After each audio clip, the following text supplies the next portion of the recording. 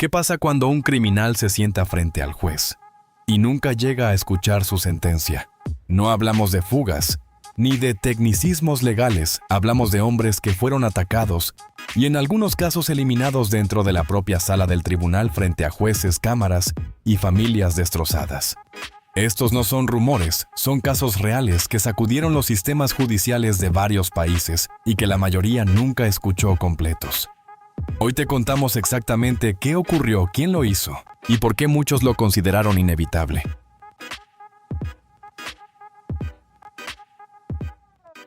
Queen Bose. Hay situaciones donde el silencio de un hogar ordinario esconde algo mucho más perturbador que cualquier escena criminal conocida. En mayo de 2018, una pequeña comunidad de Indiana despertó con una noticia que dejó a sus habitantes sin palabras. Parker Bose tenía apenas 11 semanas de vida cuando falleció. Un bebé demasiado pequeño para defenderse aún sin capacidad de comprender el mundo que lo rodeaba.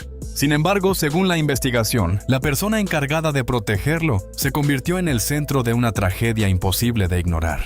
Su padre, Queen Bose, de 23 años, quedó rápidamente bajo la lupa de las autoridades. Al examinar al pequeño Parker, los médicos hallaron evidencias claras de traumatismo craneal severo. Las lesiones eran incompatibles con un simple accidente doméstico, aunque Bose insistió en esa versión ante los investigadores. Los informes forenses describían daños demasiado graves para haber ocurrido de manera involuntaria. A medida que la noticia se extendía por Indiana, la indignación social fue creciendo. La fiscalía presentó cargos por homicidio en primer grado delito que podía significar décadas de prisión. No obstante, el caso tomó un giro inesperado al alcanzarse un acuerdo judicial. Bose se declaró culpable de un cargo menor vinculado a violencia doméstica con resultado de fallecimiento. La condena quedó reducida a 25 años, de los cuales cumpliría 19 efectivos. Para muchos familiares, aquello resultó profundamente insuficiente. El día de la sentencia, la tensión dentro del tribunal era insostenible. Cuando Queen Bose era escoltado fuera de la sala, Jeremiah Hartley, conocido como Matt, tío de Parker, perdió el control completamente. El dolor acumulado durante meses estalló en segundos. Matt se lanzó sobre Bose frente a jueces, agentes y familiares. Los oficiales intervinieron de inmediato para separarlos, mientras el caos se apoderaba de la sala. Posteriormente, Matt fue arrestado y condenado por agresión y desacato al tribunal. Más allá de las consecuencias legales, aquella escena dejó una imagen imborrable. Un hombre consumido por el dolor al enfrentarse al responsable del fallecimiento de un bebé de tan solo 11 semanas.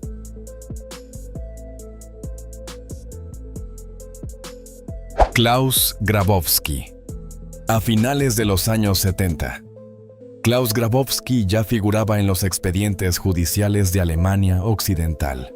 Había sido condenado por abuso sexual infantil y sometido a castración química como parte de un programa de supuesta rehabilitación. Los médicos lo declararon tratado y el sistema decidió devolverlo a la sociedad. Sin embargo, según versiones posteriores, Grabowski habría revertido el procedimiento mediante el uso de hormonas, anulando así cualquier efecto del tratamiento. El 5 de marzo de 1980, Anna Bachmeier, una niña de apenas 7 años, salió de casa tras una discusión con su madre. Tenía que ir a la escuela, pero jamás llegó. Grabowski la interceptó en el camino, la retuvo durante horas, la ató, la amordazó y finalmente acabó con su vida usando una cuerda. Posteriormente escondió su cuerpo dentro de una caja de cartón y lo abandonó cerca de un canal. La noticia conmocionó a toda Alemania. Tras su arresto, Grabowski no mostró señal alguna de remordimiento. Marian Bachmeier, madre de Anna, asistió a cada audiencia del juicio celebrado en 1981, escuchando cada detalle forense, mientras el acusado permanecía impasible. La mañana del 6 de marzo de ese mismo año, el tribunal de Lübeck estaba repleto. Marian entró en silencio con un bolso negro. Cuando Grabowski fue llevado al estrado, ella se levantó, extrajo una pistola calibre .635 milímetros y disparó en 8 ocasiones. 6 balas impactaron directamente sobre él, quien cayó sin vida ante las cámaras.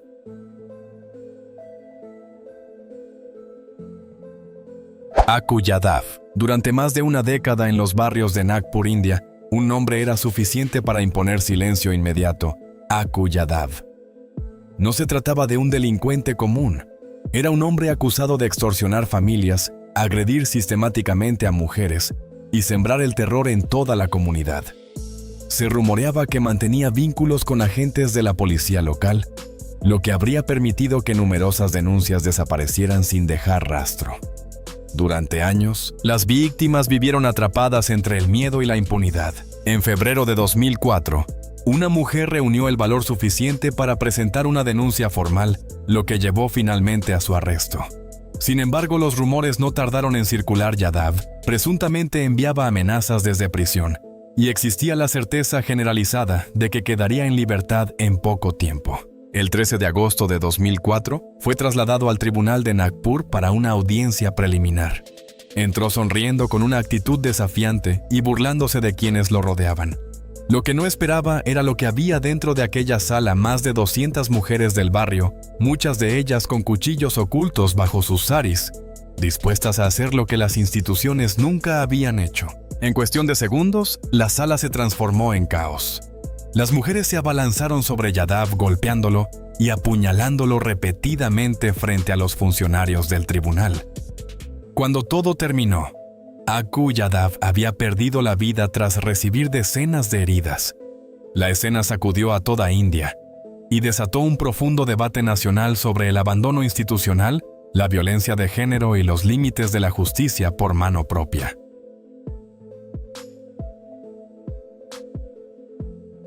Decian Brown. En diciembre de 2020, la ciudad de Cincinnati quedó marcada por una tragedia de proporciones devastadoras. Nisha Latimore fue hallada sin vida en su apartamento, pero su hijo Nilo Latimore, de tan solo 3 años, había desaparecido.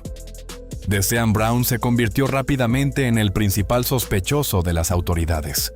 Según la investigación, Brown habría atacado a Nisha con un arma blanca y abandonado su cuerpo en el apartamento durante varios días, mientras el pequeño Nilo permanecía junto a los restos de su madre sin que nadie acudiera en su ayuda. Posteriormente, Brown habría arrojado el cuerpo de Nisha al río Obvio y, en un acto de una crueldad sin límites, habría lanzado también al pequeño Nilo a las aguas, a pesar de que el niño aún se encontraba con vida. El cuerpo del menor jamás fue recuperado. Durante el proceso judicial, el dolor acumulado alcanzó su punto de quiebre dentro de la propia sala del tribunal. Antonio Hughes, padre de Nilo, se encontró cara a cara con Brown y perdió el control por completo. Se abalanzó sobre el acusado frente a los jueces y tuvo que ser reducido por los oficiales presentes. Como consecuencia, fue condenado a varios días de prisión por desacato al tribunal. Para quienes presenciaron la escena, no fue un acto de violencia sin más, sino la reacción desesperada e inevitable de un hombre completamente devastado por una pérdida que ningún padre debería jamás tener que enfrentar. Yusette Decian Brown.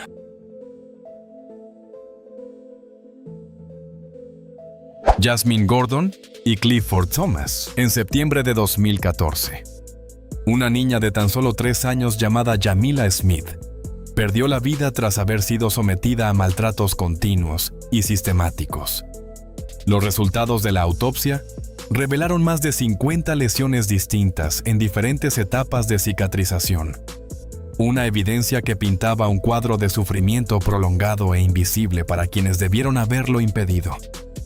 Jamila vivía bajo el cuidado de su madre Jasmine Gordon y de la pareja de esta, Clifford Thomas, las dos personas que tenían la responsabilidad de protegerla. Durante el desarrollo del juicio, la actitud fría y distante de Jasmine Gordon generó una tensión creciente dentro de la sala. Para quienes seguían el proceso, su comportamiento resultaba difícil de comprender frente a la gravedad de lo ocurrido. Sin embargo, el momento de mayor intensidad llegó cuando Dwayne Smith, padre biológico de Jamila, tuvo que escuchar en detalle las circunstancias del fallecimiento de su hija. El dolor acumulado durante meses se convirtió en algo imposible de contener. Dwayne se abalanzó sobre Clifford Thomas y logró golpearlo en la mandíbula antes de ser reducido y retirado de la sala por los agentes presentes. La escena resumió en segundos el desgarro silencioso de un padre que no pudo salvar a su hija. Finalmente, tanto Jasmine Gordon como Clifford Thomas fueron declarados culpables y condenados a largas penas de prisión por su responsabilidad en la tragedia. Yusette Michael Madison.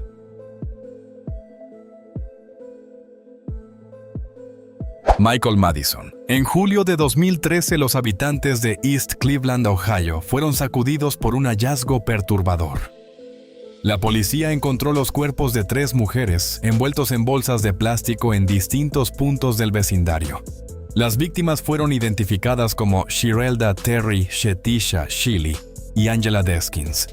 El responsable resultó ser Michael Madison, un hombre con antecedentes penales previos por agresión sexual, lo que encendió de inmediato el debate sobre las fallas del sistema que permitieron que permaneciera en libertad.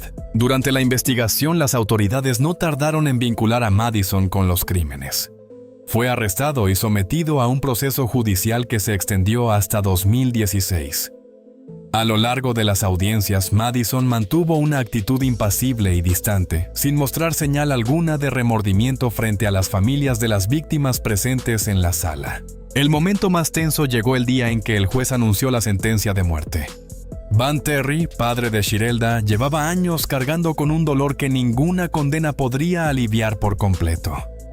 Al escuchar el veredicto y contemplar la indiferencia de Madison, algo en su interior se quebró. Sin dudarlo, saltó por encima de una mesa y se lanzó físicamente contra el acusado, ante la mirada atónita de jueces, abogados y familiares. Los agentes de seguridad intervinieron de inmediato para controlarlo y retirarlo de la sala. Más allá de las consecuencias del momento, aquel gesto quedó grabado en la memoria colectiva como el reflejo más honesto del dolor irreparable de un padre confrontado con la frialdad absoluta de quien le arrebató a su hija.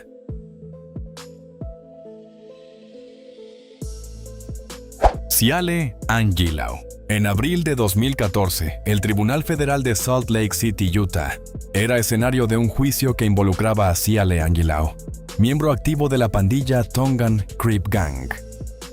La organización enfrentaba múltiples cargos relacionados con crimen organizado, y durante la audiencia, un exintegrante del grupo prestaba declaración como testigo protegido, aportando información clave para la acusación.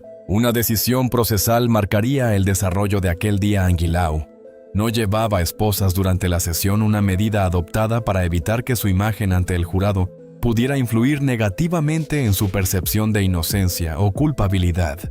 Era una práctica habitual en ciertos contextos judiciales, pero que en este caso tendría consecuencias inesperadas, de manera repentina y sin señal de advertencia. Angilau se levantó de su asiento.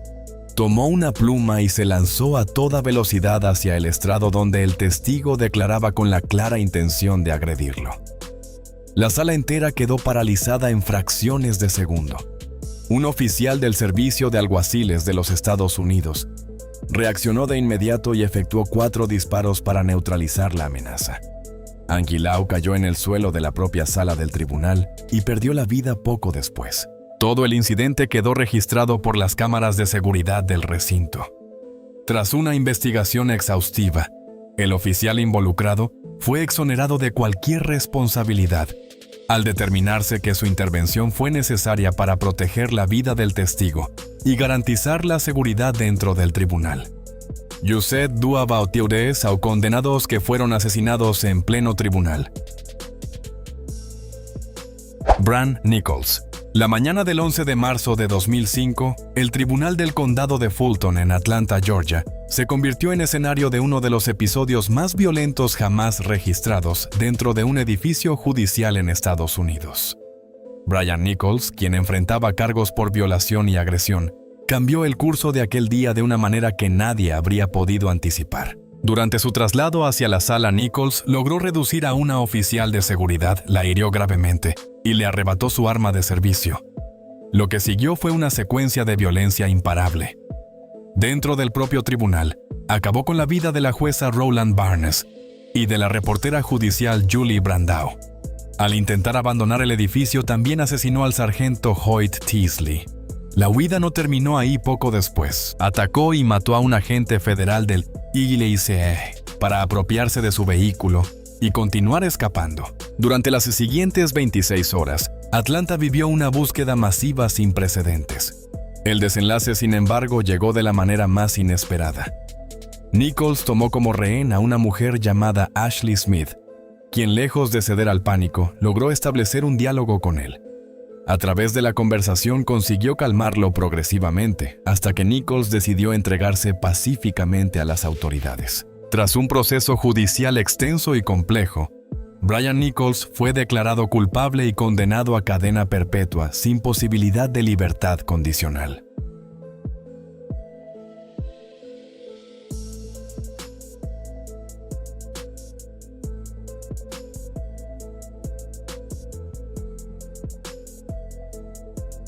Apóyanos con un like, comparte este video.